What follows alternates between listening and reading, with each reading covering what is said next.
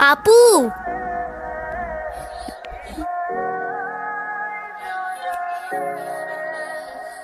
আপু তাড়াতাড়ি আয়, ঈশান ভাই আসছে।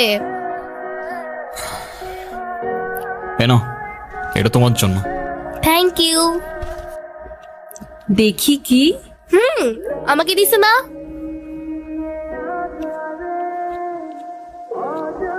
আসসালামু আলাইকুম। ওয়ালাইকুম আসসালাম, বসো। বাবা, ও ঈশান।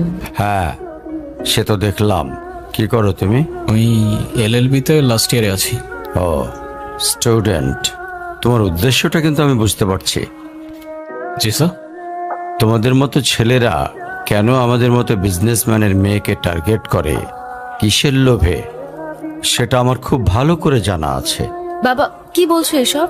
তুমি চুপ করো, আমি কথা বলছি। তোমার ফ্যামিলিতে আর কে কে আছেন? বাবা মা দুজনেই আছেন, কিন্তু ফ্যামিলি বলতে আমি একা। তার মানে আমি তো ঠিক বুঝলাম না। তারা আমার সাথে থাকে না, সেপারেটেড।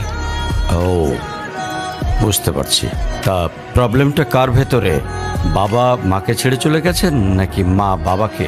আপনি ঠিক কি মিন করতে চাচ্ছেন আমি ঠিক বুঝলাম না স্যার। আই মিন, ক্যারেক্টারের প্রবলেমটা কার ভেতরে ছিল, তোমার বাবার না মার? আরে সমস্যা তো আপনার ক্যারেক্টারে। You don't even know the basic manners.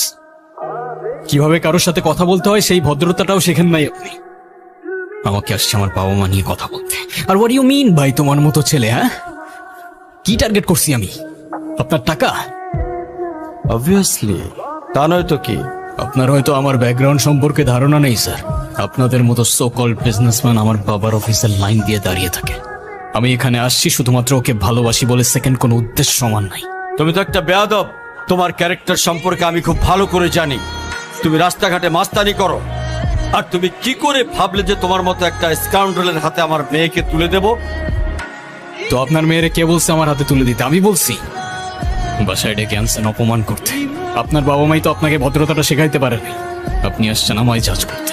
বেরিয়ে যাও, এই মুহূর্তে আমার বাড়ি থেকে বেরিয়ে যাও। Get out! আপনি যদি মনে করেন আপনি চিৎকার করে আমাকে দমায় রাখতে পারবেন, then I can make more noise.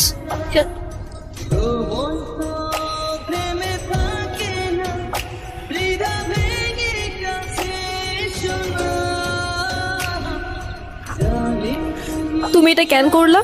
ঈশান, আমি তোমাকে বারবার বলছি বাবার সামনে রাগটা একটু কন্ট্রোল করে ভদ্রভাবে কথা বলতে। আমার জন্য এতটুকু করতে পারলা না?